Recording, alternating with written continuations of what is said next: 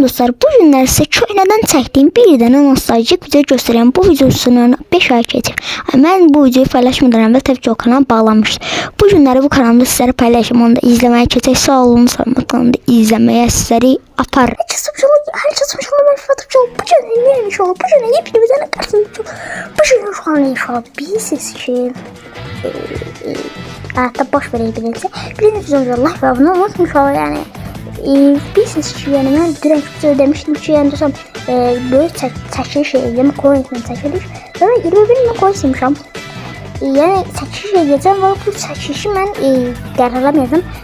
Çarpda yəni adlarınızı yazarsınız. Həm adınızı yazın, həm də idinizi yazın. Yəni mən həm sizə istəyət alsam, həm də sizə klanımızı alacağım. Bu arada klanımız 2 səviyyə oldu. Burada klan idində ekran qoyun, gələ bilərsiniz, sizə yatan gəlsin, istəyəndə gəlməsin. Dostlar, Fox var kadı bu arada yazsın. Yəni çox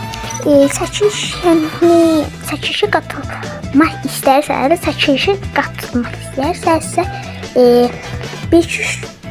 sabah, 2 günə zaten, yox, sabaha da çəkilişi verərəm. Yəni dostlarım, çox asan bir şeydir.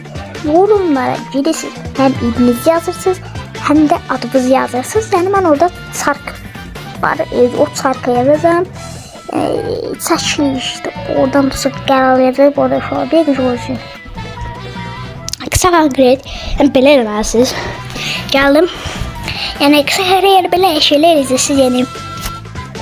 Qeydələrini mən həm klanımızı alacağım. Bu arada kastıqlısı gelip üzeri ve vallahi katı oldum. Dostlarım yani birincisi ne demezsiniz? Birincisi like, kanalıma abone ve like atmalıdır. Sonra bildirimler tümünü atmalıdır. Sonra yorumu hem idini, bunu bir defterin idini ve adımı yazsın. Ama o çəkilişin shorts'da paylaşırım. O da idini paylaşır, ben onu götürürüm dostlarım. Yani bildirim o shorts'ta izləyirsə ona istəyət uzun tabii ki de bildirim. Yani dostlarım çok asan bir çəkilişdir deyərsiniz. Ama dostlarım yaxında 100 elmas çəkiliş edəcəm. Bunun o çəkilişə də qatılmayı dostlarım unutmayın. Bildirim danışmaq istəmirəm və videomuz kaç dakika olmuş. Videomuz kısa oldu biraz yani.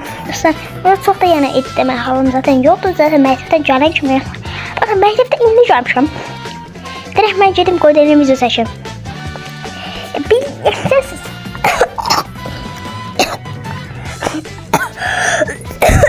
Bir gələn kimi video seçirəm. Sağ olun. Unutmasın.